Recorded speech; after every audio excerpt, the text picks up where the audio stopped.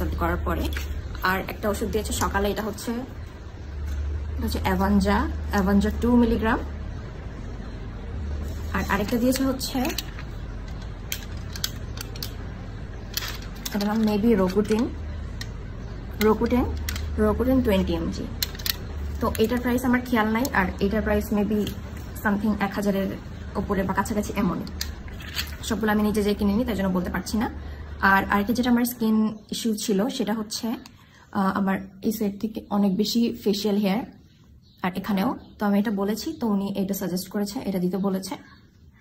উনি শুধু যেসব জায়গাগুলোতে আমার বেশি আনওয়ান্টেড হেয়ার, এই জায়গাগুলোতে এটা ইউজ করতে বলেছে।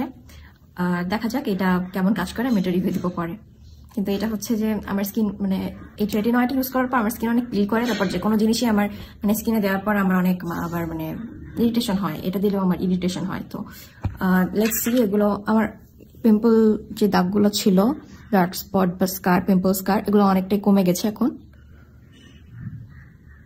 আমি কয়েকদিন হলো ইউজ করছি, 3-4 দিন মেবি। 3-4 দিনে অনেক বেশি হালকা হয়ে গেছে। আর এই সাইডে অনেকগুলো একনে ছিল, ওইটা দেওয়ার পর, ওই রেটিনয়েডটা দেওয়ার পর, মানে ক্লিনিক্স প্লাসে দেওয়ার পর এটা অনেকটাই চলে গেছে। কিন্তু এটা আমার স্কিনকে পিল করে, মানে উঠিয়ে দেয়, মানে এই যে নাকের এই সাইডে এই জায়গাগুলা। মানে এখন এই ময়শ্চারাইজারটা অ্যাপ্লাই করে রেখেছি, তো এটা আবার হচ্ছে যে স্কিনটা অনেক স্মুথ করে, তখন ওটা কিছু বোঝা যায় না। আর আলগা যে চামড়াগুলো উঠে এগুলো ওটা উঠিয়ে দেয়।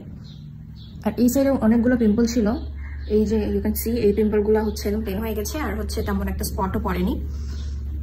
তো আমি আপাতত এই স্কিন কেয়ার রুটিনটাই কন্টিনিউ করছি। আর ফেস ওয়াশ আমি ওই আগের রেড ডায়েরি ইউজ করি, বা কখনো কখনো অ্যানোয়ার স্যালিসাইলিকটা ইউজ করি, খুবই কম, লাইক 1-2 দিন, সপ্তাহে 1 দিন। আর হচ্ছে এছাড়া আড়ঙের ওই জেনিং ফেস ওয়াশটা যদি হাতের কাছে পাই তাহলে ওইটা ইউজ করি। So this is my current skin care routine. আর আমি হচ্ছে আমার স্পটের জন্য এটাই করছি। বেটার হয় তোমরা আগে একটা ডার্মাটোলজিস্ট কনসাল্ট করো, তাহলে অনেক বেশি ভালো হবে তোমার স্কিনের জন্য। আর ডাক্তারের পরামর্শ ছাড়া I don't recommend something to you. This was a video. Thank you so much for watching.